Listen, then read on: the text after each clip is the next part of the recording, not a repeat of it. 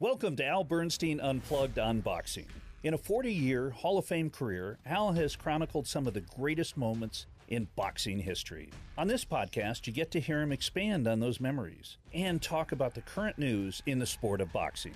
You also hear Al interview some of the biggest names in the sport. Here's Al Bernstein Unplugged. Hi, everybody, and welcome to the show.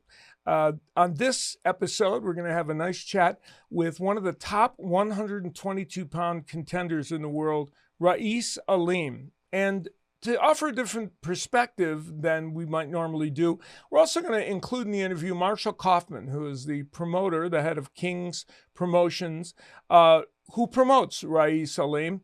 And to give you a little bit of an idea of how that relationship works with a fighter seeking out a championship and how a promoter moves a fighter along and their relationship. And both Marshall and Raeese are interesting and delightful guys. So I thought this conversation would be an interesting one, and I think it really is. So we're going to have that conversation for you. And I'm going to also answer your questions. Now, you will note on this broadcast, or on this podcast and show, that I am doing a solo because my good friend and partner Trip Mitchell is on a well-deserved vacation.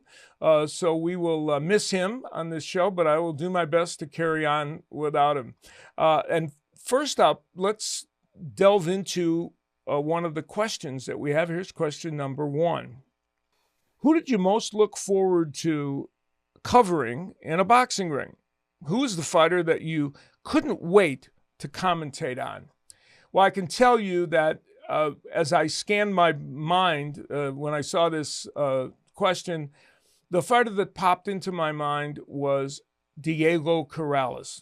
He was an exciting and interesting fighter who always presented something a little different. Of course, we know the brawler, Diego Corrales, who was in firefights with Joel Casamayor, and then that brilliant fight with Jose Luis Castillo, probably the best fight that I have ever announced. So we know that Diego Corrales. But then there was the Diego Corrales who sometimes boxed effectively, as he did in his second fight with Joel Casamayor. And, of course, Corrales was vulnerable. So all his fights created drama where you wondered what would happen next. And so I might pick him as the one fighter that when I knew I was going to announce a fight of his, that was going to be really, really interesting. So he would be the man I'd probably choose. There are many other boxers, of course, that over the years that I've enjoyed doing, but his come to mind in terms of a body of work where every time I did him, I said something is going to happen that is intriguing. Question number two today is, what is next for Terence Crawford? Who is his next likely opponent? This is a question that boxing fans have been thinking about for sure. Obviously, we all are anxious to see Terence Crawford and Errol Spence fight. Based on the posturing of the last few weeks, it doesn't appear that is on the horizon for the next fight for sure, much to the chagrin of everyone in the sport of boxing. And before I get to who I think he will fight, let me make another statement that I have said before, but I'm going to accentuate it now. Boxing always or frequently has a fight that appears difficult to make and doesn't get made for a longer period than it should, and often sometimes doesn't ever get made. And while the people that are boxing fans are frustrated by it and annoyed at it, the casual sports fans and the mainstream sports media, not the people that cover boxing every day, they look at this and they say, well, look, boxing doesn't make any good fights. They can't make this fight. And it becomes the poster child of fights that aren't made. And the mainstream sports media that doesn't see all the good matches that are being made paints boxing with this broad brush. That's what this fight is. That is exactly what this fight is. So for the sake of the sport, I am hoping that at some point within the next year, that fight can be made. Whether it will, I don't know. Now to the question at hand, Terrence Crawford. Several weeks ago, his promoter, Bob Arum from Top Rank, said that they are looking at two possible opponents. One is Manny Pacquiao, of course, might be fighting the last fight of his storied career. He's in his early 40s and wants one more big fight. And that would, of course, be a fight of interest because even though Manny Pacquiao isn't quite the fighter he was before, he has shown that he still is a formidable foe. And his name recognition and the fact that he is a universal icon in the sport and somebody that transcends the sport in so many ways would make he and Crawford a very big fight. If that can't be made, Arum said the next target for them would be Shawn Porter, excellent welterweight who gave Errol Spence everything he wanted in their fight, and some people believe won that fight. That fight is on the radar. Of course, that would involve the Top Rank folks working with Premier Boxing, which doesn't happen very often, but it has happened. And the hope is that if the Pacquiao fight can't happen, the Porter fight would happen. I would love to see Terrence Crawford fight Shawn Porter. I think it's a terrific fight. It would be fascinating and would be the best test that Crawford has ever had as a welterweight. And I think it's important, to be honest, fans want to see Terrence Crawford challenged. He's not been challenged as a welterweight by an A-level fighter. He just hasn't been. So no, I'm not criticizing him for that, but whatever the case, that hasn't happened. Some of that is boxing politics, etc. But we want to see that. And so we would hope that, the Porter fight, at least, could possibly happen. Well, as I said at the beginning, we are going to be chatting with Raeese Aleem, 122-pound contender in the world of boxing, a terrific young fighter, and his promoter, Marshall Kauffman. Here's that discussion. Raeese, I'm gonna start with you. And number one, congratulate you on your win in January over Vicpas, which you had a TKO win in 11 rounds, and that was an important win for you. Do you think that seemed like a real breakthrough win that would let everybody in the division be on notice about you? Oh yeah, 100%. Vicpas, he was a very tough fighter, a well-accomplished fighter. Undefeated?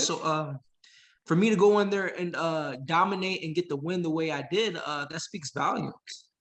Yeah, he was an undefeated fighter coming in, very tough out, many people believed, and left-hander, and had brought a lot to the dance. And you're in a division that the 122-pound division, honestly, I think it is the most talented division in the sport of boxing. I really do. More from 1 to 10 and beyond, all kinds of good fighters. In a way, it's kind of a blessing for you to be in that kind of division now because there are many good big fights for you. Oh yeah, 100%. There's a lot of great fighters in the division, and it's my job to be number one. I think I'm the best pound for pound fighter in the division, and I'm ready to prove that to everybody. Well, you've certainly demonstrated that you're a force, that's for sure. And the man who I'm going to switch over to the man who has been guiding your promotional destiny, Marshall. You have had several champions that you've promoted: Kermit Citron, Steve Little. Are you confident that Raeese is going to be one of them? Most definitely. I mean, he's already proven himself. And what's impressive about Raeese is that, most guys, as they step up the level of opposition, which Al, you don't see the knockouts come. Yeah. Raeese has stepped up his level of opposition, and knockouts have been coming. So to me, that's impressive. The tougher fight he fights, the better he looks. So I think that the sky's the limit for him. Now, how did you guys hook up? Well, how did Raeese become a part of your King's Boxing Promotions family? Well, what had happened was his manager, Terry, had reached out to me, who's like a longtime friend, father figure that's been around Raeese for many years, and reached out to me and said, "Hey, we want to fight on with King's Promotions." So I said, "Okay." I said, 122-pound division's tough. It's harder to find smaller guys. He says, "Well, you have a guy named Marcus Bates. We'd love to fight him." And at the time, Raeese was 10-0, Bates was 8-0. And I said, "All right, you sure?" And he says, "Yeah, most definitely." I said, "All right, I have a show in Philly." They came, and sure enough, he shined, and he beat Bates over an 8-round period. And from there on, I put him in fights, and he's been stopping everybody since. He went the distance with Bates that first fight, and then after that, every fight that I put him in, he's been stopping guys who haven't been stopped. And then the show that you came in and worked with us, he had stopped a guy in the first round that Roman took, I think, 5 rounds to stop, 5 or 6 rounds. And so I think Raeese started showing what his abilities were as the fights were getting tougher and tougher. And he's proved his point. I mean, just with Vicpas alone, he showed what he's capable of doing. Yeah, Raeese, you're one of the things that you showed in the Pasillas fight, that you were able to withstand somebody with a really good offensive arsenal, and you never had a moment in that bout, it didn't seem to me, where you were at all flustered. You were just very confident and poised, and you felt like every moment you were going to be in control of things. Yeah, I feel like that kind of goes back to my karate background. Your dad was a karate coach, and that's kind of how you got into boxing, right? That's exactly how. Got my black belt and I started boxing, but taught me discipline and how to be humble, but keeping my poise. I've been hit low before, but I fought through it. I've been cut before to where blood's coming in my eye, but I'm staying focused. So it's just keeping your poise and sticking to the game plan. Well, and when you were younger and you were doing the karate, and then you got into boxing. Now you had 5 brothers and a whole bunch of stepbrothers and stepsisters, and most of them were in music, right? But you gravitated to boxing. Was that primarily because of the karate?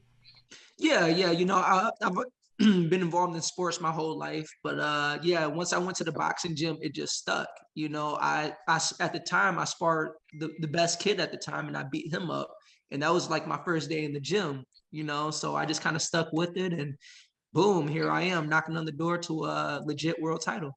Yeah. Now you had a layoff in 2016 to 2018. Was that because of the injuries you had, or because of the usual issues with boxing politics?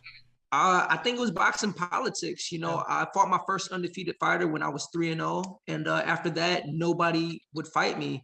I never had anybody behind me to buy me fights. I never fought in Mexico. I had a hard road to get to where I am, and then I got signed with a big time manager, and I had a few fights, and then boom, I went 2 years without a fight at 2 different times in my career. That's a lot.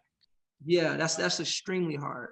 And but you have a lot of mental discipline and perseverance, and it seems like that is part of what got you through. And you're a young 30. You're 30 years old, but you have not been.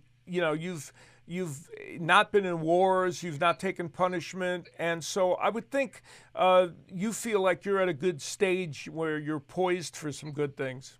Oh yeah. I'm yet to be challenged. Each and every time I've stepped up, I've not only won, I've dominated. I'm ready for what comes next. You put me in with the best right now, I'll beat them. I haven't been in wars. I take care of my body. I'm aging like wine, It's like shit. Hey. You know what? Marshall and I like to feel like we're aging like wine too, but I don't know if we can. I don't think we can convince ourselves at this point about that. Marshall, does it give you a feeling? Now you've got 30 fighters or almost 30 fighters, I guess, involved in your promotional company that you have to push their careers along and keep them busy and all the rest. is it like a big thing for you to have a world champion and for you to be promoting somebody that's a world champion? I would think that really helps your promotional company overall. Oh, most definitely. I mean, it's like when a fighter becomes a world champion, their status changes. You know, they more money, more opportunities for sponsorships, and I think it goes the same way with a promotional company. You know, as you build and have numerous world champions, things change. Other fighters want to sign with you. Other fighters see what you have the ability to do and how much you care about your fighters or how you move them. And I think it definitely makes a huge difference. So I'm excited about what the future holds for Raeese, along with the number of other fighters I have. And it's only continuing to grow, Al. And it's also a matter of how much passion and dedication you put into it. You know, I mean, I was a fighter myself. Yeah. And then your son was a heavyweight contender. Yep.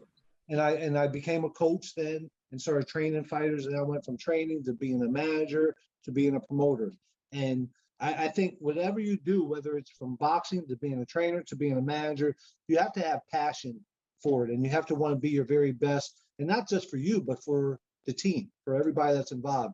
And, you know, like Raeese, I mean, I'll say it about Raeese, I'll say it about the other guys. I love the fighters I have. I love the work ethic and what they put into it. And there's those certain guys that you push a little bit harder for only because they push harder, you know? And so Raeese is one of those guys that he works hard and he's not afraid to take any challenges. And that's what, as a promoter, he makes my job easy.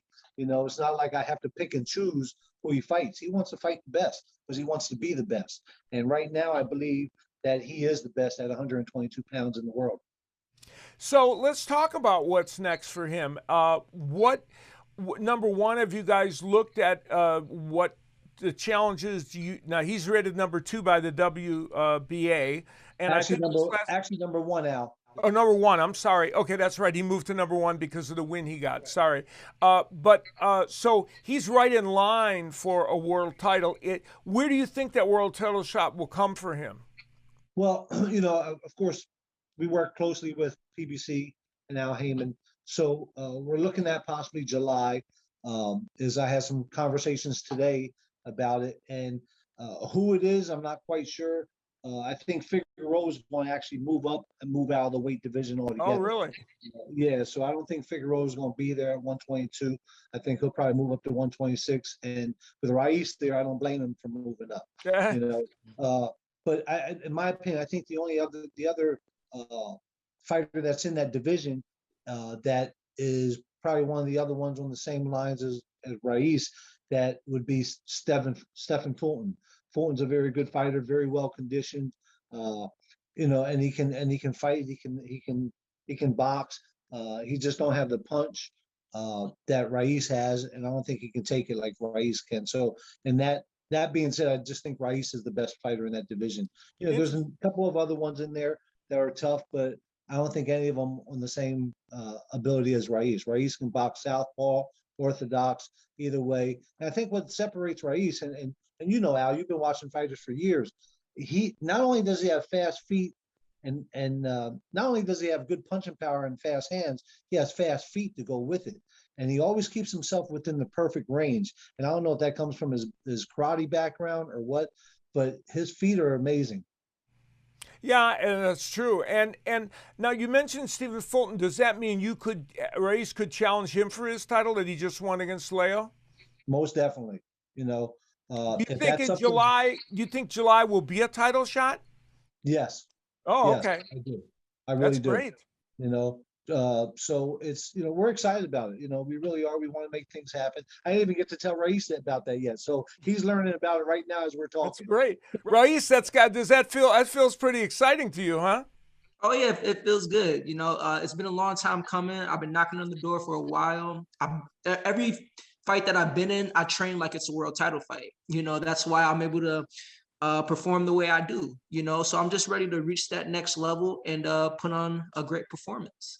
Now, he mentioned Stephen Fulton, who won the IBF championship. He's a very talented fighter. He and Angelo Leo put on a terrific fight on the same card that you fought against Vic Pasillas. That was actually the WBO, Al. Forgive me. Oh, I'm sorry, WBO. I'm saying IBF. Thank you for correct. That's the second time I made a mistake that you corrected. So without you, I would be nothing, Marshall. I think we've established that. That's not true.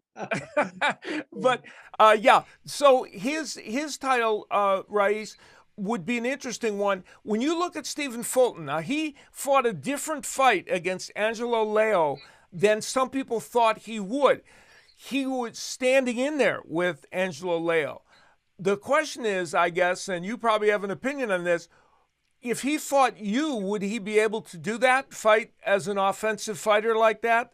No, the reason he wouldn't be able to is because although Angelo Leo is a great fighter, Yeah. he's not. He doesn't have big power. Right. You know, so he's not a dangerous puncher. So you Right. could take a lot of chances fighting a fighter like Angelo Leo. With me, you know, you wouldn't want to do that. Yeah, no, that's a very good point. So you might see Stephen Fulton, the boxer, when you face him, huh? I would assume so, but it doesn't matter what he brings to the table when he steps in with me. He won't be able to do to me what he's been able to do with other guys. You Okay. know, I believe that's another fight that I would not only win, that I would still dominate. Yeah, interesting. Marshall, you, as a promoter who promotes, you know, you've promoted all over in Houston, in Philadelphia, at casinos all around the country.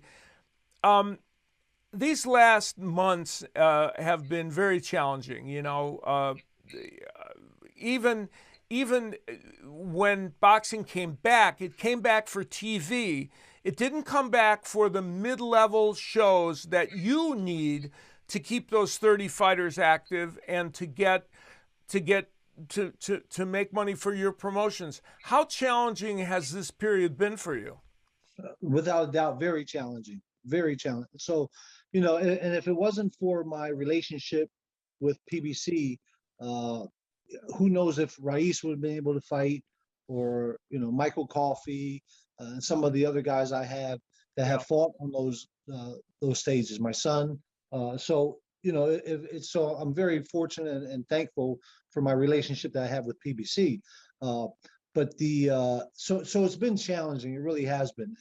And you know, there's other guys who are paying to put their fighters on other cards, and that's not something I'm looking to do, and I won't do for certain reasons. But so it's been challenging. I had a show scheduled for November, and for the first fight back from the pandemic, and the mayor of Philadelphia shut it down because their numbers went higher. So they shut everything down again for fans. So now I have my next show scheduled for June 5th, which by that time, hopefully we'll be at about 50% with the vaccine being out and people are getting it. And I just think things are starting to open up a little bit more, which is great. And I think we need that for boxing. And, you know, there's been stories about Top Rank doing their show in front of fans again, PBC doing their shows in front of fans. So it's starting to open up, and which makes all of us excited, in my opinion. You know, who doesn't like to fight in front of the fans? Of course, and of course, it's necessary for those shows. I mean, you're doing shows that aren't televised in some cases. You have to have the fan. You have to have the commerce of people paying ticket money to come in and see it. So we're all anxious for that. Yeah, no, we did a show a year ago. Well, yeah, February 14th, we did a show box card, and then we did February 8th. 6 days prior to that, we did the Showtime card in Allentown, Pennsylvania. And so we did those shows, but then after that, you know, in March, I had a show scheduled, and that's when the pandemic hit and everything got shut down. So I've been trying to work and make things happen yet, and for some of the fighters, and it's for those fighters who really want to fight that the opportunities are still there. Yeah. I hope that that July championship fight that Raeese is going to be having, I hope it's on Showtime, because I hope I get a chance to announce that. Well, he does extremely well under your announcing. I don't think Raeese, do I contribute to your performances just by being there at ringside? Oh yeah, you know. you make me show up and show out. All right. Somehow, I don't think I really add much to it, but I'll tell you what, you've certainly shown us in the fights you've had on Showtime and other venues what you're all about, and it's an exciting time, Raeese. I know for you to be finally at the stage after these setbacks that you talked about, where you can look forward to being a major player in the division, and it sounds to me like you have a lot of confidence about your ability to do it, and that is an important factor, isn't it? Yeah, it is. I mean, I put in the work. I'm consistently getting better each and every time I step in the ring. I'm getting better and better. I haven't reached my ceiling. At the end of the day, when Raeese Aleem is on the card, you want to see me fight. You know, I'm an action fighter. Yeah. You know, you might see some things you've never seen before, you know? You are unique. You have a very unique style. It is, you can't, somebody can't label you a boxer puncher. They can't label you a puncher. You have a style that varies in between all that. And you, I think, give people problems in the ring because of that. Yeah, I mean, I can be a conventional fighter. I can choose to be a unconventional fighter. I can choose to be an awkward fighter with skill. You know, so I pride myself on being diverse. I can do whatever the situation calls for. Yeah, well, good luck to you.